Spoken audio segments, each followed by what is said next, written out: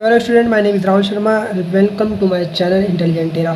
सो student, इस वीडियो में हम लोग जो है वो एक अलग से स्पेशल टाइप की वीडियो बन रही है. स्पेशल मतलब क्या, मतलब ये आप लोग कहेंगे कि यार हमारा तो ये सिलेबस वगैरह भी है नहीं, ठीक है. तो ये इस तरीके की वीडियो, तो ऐसा है ना कि अलग से थोड़ी कोई एक वीडियो बना रहा हूँ मैं, जो थोड़ा सही मुझे भी लग रहा है और फिर बहुत लोगों का बेनिफिट आगे जाके कहीं ना कहीं होगा इस वीडियो से, ठीक है. तो इन दिस पार्टिकुलर वीडियो, ठीक है, हम जो पढ़ेंगे वो पढ़ेंगे हम लोग यहाँ पे फ्रेम ऑफ रेफरेंस के बारे में, ठीक है. तो ये जहाँ तक है अभी हमने 6 सेम में हमने पढ़ा है, और बहुत पहले एक बार फर्स्ट सेम में जहाँ तक है वो तब भी पढ़ा था, ठीक है. तो ये 6 सेमेस्टर में भी है, और इसलिए मैं पढ़ा रहा हूँ, यहाँ पढ़ रहा हूँ कि आप समझ लीजिए कि क्योंकि मैंने भी पढ़ा और फिर खाली बैठे में, तो मैंने सोचा कि यार आगे भी वीडियो बना देनी चाहिए. इससे क्या होगा, अच्छा रिवीजन होगा, और बहुत से ऐसे स्टूडेंट हैं जिनको नहीं पता, तो वो भी देखें कि क्या होता है ये फ्रेम ऑफ रेफरेंस, ठीक है.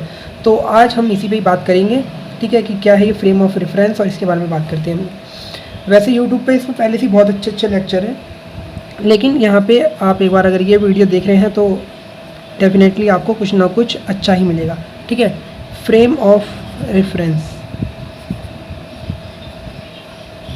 तो ये हमारा आज का टॉपिक है, ठीक है. अब फ्रेम ऑफ रेफरेंस पढ़ने की हमें क्यों ज़रूरत है और ये क्या चीज़ होती है, ठीक है. इससे पहले मैं आपसे एक दो सवाल करता हूँ कि आप कब किसी चीज़ को, ठीक है, रेस्ट पे कहेंगे कि वो रेस्ट पे है या वो मोशन में है, ठीक है. अगर आप छोटी क्लास में, जैसे 11th और 12th वाले बच्चों से हम बात करें, ठीक है, बहुत से बच्चे, ऐसा नहीं कह रहा मैं कि हर एक बच्चा ये बोलेगा, ठीक है, ज़्यादातर मोस्टली बच्चे वो ये कहेंगे कि भैया रेस्ट का मतलब है कि कोई भी चीज़ है, मान लो ये पॉइंट है, तो अभी ये पॉइंट यहाँ पे है, तो अब ये हर टाइम यहाँ ही रहेगा, तो हम इसको बोलेंगे कि ये चीज़ जो है वो कोई भी ये रेस्ट पे है, ठीक है. और अगर मान लो मोशन का, तो मतलब सबको ही सिंपल पता है कि मान लो अगर ये चीज़ अभी यहाँ पे ना होके थोड़ी देर बाद इधर आ गई, ठीक है, मान लो पहले पी पे थी अब क्यू पे आ गई, तो थोड़ी देर बाद इसने कोई ना कोई डिस्टेंस कवर करा, ठीक है. और डेफिनेटली बात है कि अगर इसने डिस्टेंस कवर करा होगा तो कोई ना कोई टाइम पे भी कवर करा होगा, ठीक है. तो हम लोग क्या बोलेंगे कि इसने मोशन करा, ठीक है. बहुत सिंपल सी बात है ये. तो ये आप लोग कहेंगे रेस्ट और मोशन का फंडा ये है, ठीक है. लेकिन इतनी सी बात नहीं है. असल में आपको पता है कि कोई भी चीज़ रेस्ट में कब होती है, ठीक है, जब हम लोग देखते हैं कि टाइम के साथ साथ इसकी जो पोजीशन है, ठीक है, देखना टाइम के साथ साथ उसकी जो पोजीशन है उसमें किसी भी तरीके का कोई चेंज ही नहीं आ रहा हो, ठीक है. यानी कि आप कहेंगे नो चेंज, पोजीशन में किसी भी तरीके का चेंज ही नहीं है, तो हम लोग कहेंगे कि वो चीज़ क्या है, रेस्ट पे, ठीक है. यानी कि टाइम तो अपना भैया चलता ही रहता है और टाइम तो कभी रुकता ही नहीं है, लेकिन उसकी जो पोजीशन है वो वहीं की वहीं थी. यानी कि अगर मैं अभी 5 बजे के करीब, ठीक है, वैसे भी 5 नहीं बज रहे, दोपहर का टाइम है, तो अगर मैं अभी देख रहा हूँ इसको, ये पॉइंट पी पे है, या अगर मैं 4 बजे या बाद में भी देखूँगा तो ये मुझे पॉइंट अगर पी यहाँ नज़र आया, तो मेरे हिसाब से ये चीज़ कैसी है, ये रेस्ट पे है, ठीक है. यानी कि आपके घर में जो मेज या टेबल अगर अभी यहाँ उस समय किसी जगह पे रखी हुई है और थोड़ी देर तक आप देखें और वो वहीं पे थी, तो आप कहेंगे कि ये क्या है, रेस्ट पे है, ठीक है. तो ये रेस्ट की कहानी है, समझिए. और सेम इसी तरीके से अगर आप ये कहें कि कोई भी चीज़, ठीक है, टाइम तो देखो बढ़ेगा ही बढ़ेगा, सीधी सी बात है. टाइम बढ़ने के साथ साथ अगर उसकी पोजीशन में भी चेंज आ जाए, ठीक है, पोजीशन में चेंज आ रहा है, पोजीशन में चेंज मतलब थोड़ा सा भी चेंज आ गया, मतलब ये पॉइंट पी पे ना के क्यू पे हो गई, तो आप कहेंगे कि वो चीज़ क्या हो गई, मोशन में हो गई, ठीक है. तो ये मोशन और रेस्ट का कंसेप्ट था, ठीक है. इतनी बात है. तो ये बहुत से बच्चे ये इतनी चीज़ जानते होंगे, टाइम के साथ कैसे मोशन को और इसको हम डिफ़ाइन करते हैं, ये जानते होंगे. 11th की चीज़ें आप लोग सबने पढ़ रखी होंगी, यहाँ भी टाइम के साथ ही होता है, ठीक है. तो अब ये फ्रेम ऑफ रेफरेंस क्या नाम की चीज़ आ गई है, और ये पढ़ने की ज़रूरत क्यों पड़ रही है हम लोगों को, ठीक है, क्या है मतलब ये. तो अब ध्यान से देखो, जो असल में जो किसी भी चीज़ की जो मोशन है या पोजीशन है, ठीक है, आपका मोशन, वो हम लोग एकदम ऐसे नहीं बता पाते, ठीक है. ये बात तो तय है कि हाँ टाइम के साथ साथ पोजीशन चेंज होगी तो मोशन कहलाएगी, ठीक है. लेकिन उसको सही तरीके से जो बताने के लिए जो चीज़ होती है वो आपका होता है फ्रेम ऑफ रेफरेंस, ठीक है. हिंदी में निर्देश तंत्र बोलते हैं इसे. तो फ्रेम ऑफ रेफरेंस होता है किसी भी चीज़ को बताने के लिए मोशन की सबसे इम्पॉर्टेंट चीज़. आप इमेजिन करो, मैं यहाँ पे एक टाइप से बॉक्स बना रहा हूँ, ठीक है, और मैंने अभी से एक, अभी चलो मैंने कुछ भी नहीं बोल रहा इसे, मैं अभी एक बॉक्स है नॉर्मल, और यहाँ किसी पॉइंट की मुझे पोजीशन बतानी है. मान लो ये पॉइंट मैंने बनाया, इसको ये पॉइंट बोल देते हैं. तो इसकी पोजीशन बनाने के लिए आपको क्या क्या चीज़ की ज़रूरत होगी? आपको भैया एक तो ज़रूरत होगी इसके कोऑर्डिनेट एक्सिस की, ठीक है, यानी कि एक्स वाई जेड इसके एक्सिस क्या है, ठीक है, कोऑर्डिनेट क्या है मतलब इसके। और दूसरी चीज़ आप कहेंगे कि भैया एक टाइम टी की भी ज़रूरत पड़ेगी कि यार अगर मान लो मुझे किसी व्यक्ति के बारे में बताना है कि कोई व्यक्ति जहाँ पे है, तो आप क्या बोलेंगे भैया ऐसे ऐसे वो इस जगह पे है, ठीक है, मतलब एक जगह दिल्ली में है, वो दिल्ली के चांदनी चौक में है और 4 बजे के करीब, ठीक है। तो एग्जैक्ट टाइम पे और एग्जैक्ट पोजीशन बताएंगे तभी तो उसकी लोकेशन का पता चलेगा कि भैया लोकेशन आपकी उस व्यक्ति की कहाँ है लोकेशन, ठीक है, तभी तो पता चलेगी।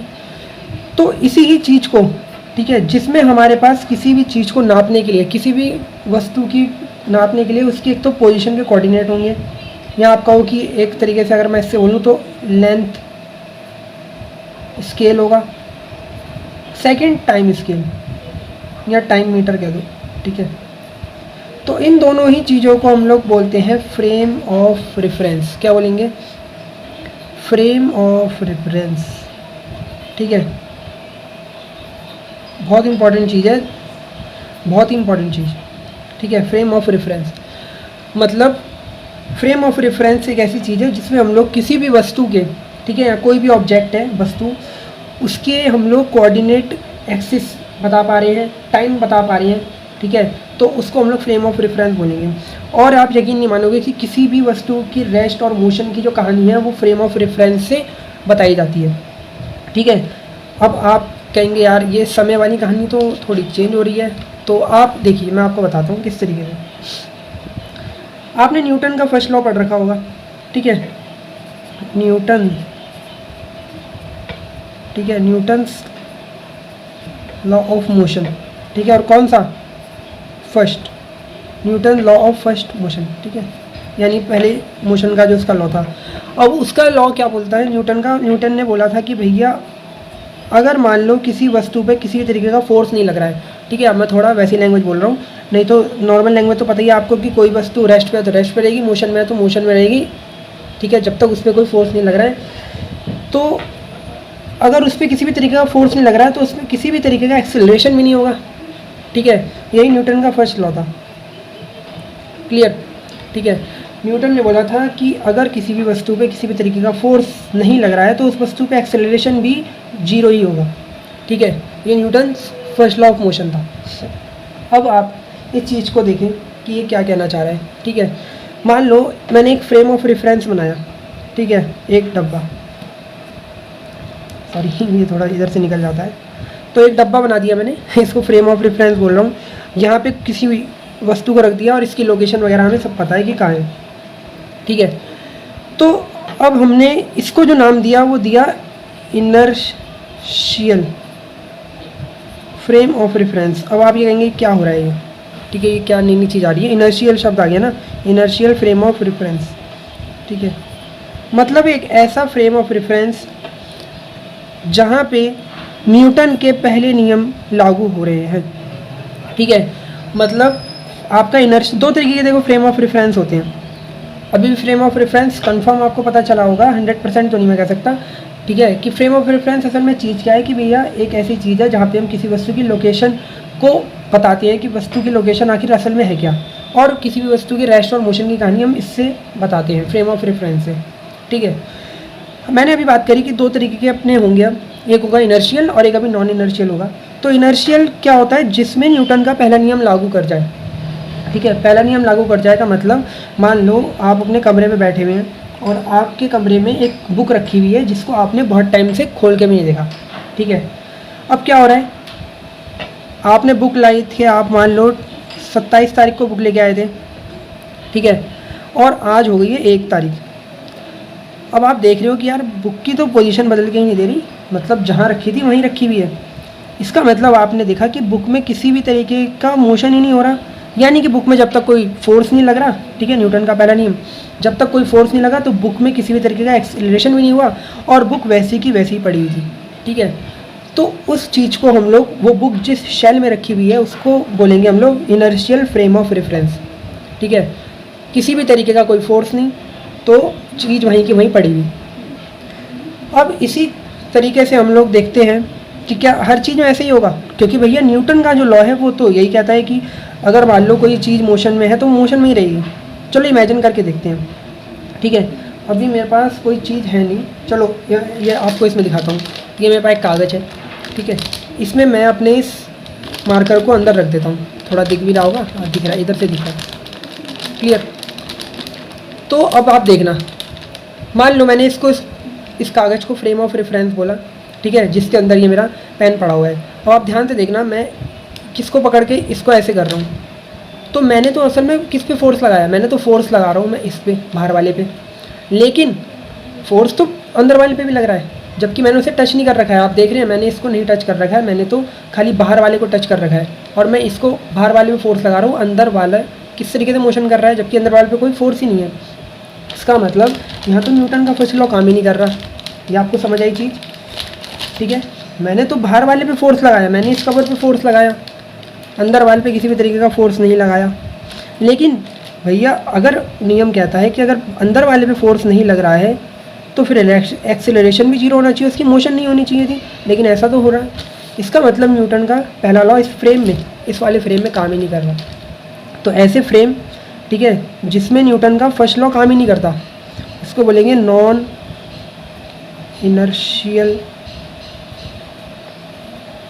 फ्रेम ऑफ रेफरेंस, ठीक है, रेफरेंस, जिसमें न्यूटन का पहला लॉ ही नहीं काम कर रहा, ठीक है, जिसमें न्यूटन का पहला लॉ नहीं काम कर रहा, उसे non inertial frame of reference बोलेंगे।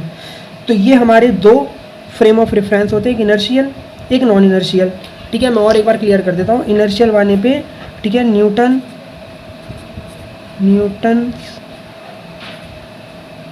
फर्स्ट लॉ ऑफ मोशन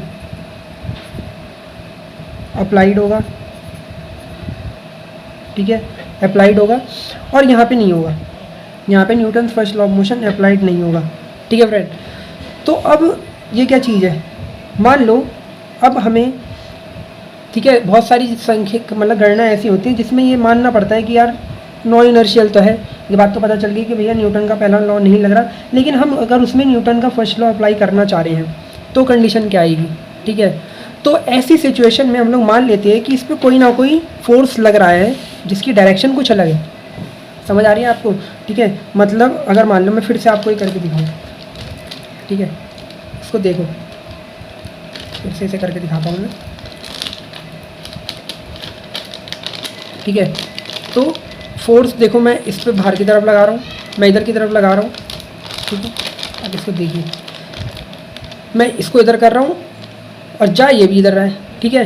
तो अब इसका मतलब मैं कुछ ऐसा मानूंगा ना कि इसमें भी कोई ना कोई इस पे अंदर, ठीक है, जबकि फोर्स नहीं लगा रहा हूँ, बाहर से लगा रहा हूँ असल में इस कागज़ पे, ठीक है। तो ऐसा मान के चला जाएगा कि इस पे कोई ना कोई एक फोर्स लग रहा है जिसको हम लोग स्यूडो फोर्स या छद्म बल भी कहते हैं, जो आपने नाम तो जरूर सुना होगा, छद्म बल या स्यूडो फोर्स, ठीक है, स्यूडो फोर्स, ठीक है। ये आपका स्यूडो फोर्स कहलाते हैं, जो हम ऐसे मान लेते हैं कि इस पे लग रहे होंगे, जबकि ऐसी रियलिटी नहीं है।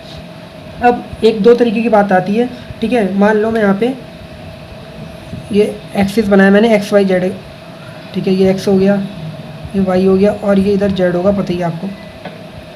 जब मान लो मैं किसी भी एक्स वाई जेड एक्सिस को, ठीक है, मोशन कराऊंगा बिल्कुल नॉर्मल, ठीक है, टी समय में उसे मोशन कराई, तो उस पर जो फोर्स लगेगा, जो स्यूडो फोर्स लगेगा,